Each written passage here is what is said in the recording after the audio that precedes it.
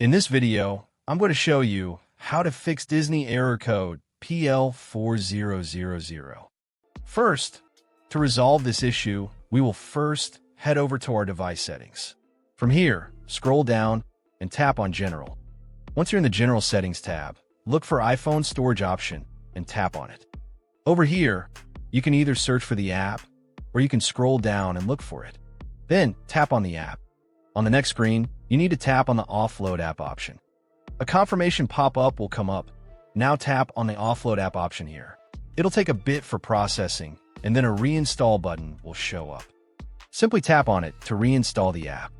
This should resolve the issue, but if it doesn't, then you need to check if the app is running an older version. Head over to App Store. From here, double tap on this search icon in the bottom right corner, and then search for the app. Once the app comes up in the search result, and if you see this update button right next to the app, simply tap on it to make sure you're running the latest version of the app. However, if you continue to encounter this issue, then you will need to completely reinstall the app, which usually resolves the problem. Head over to this screen the way we did before, and over here, tap on the Delete App option here to uninstall the app from your device. A confirmation pop-up will come up.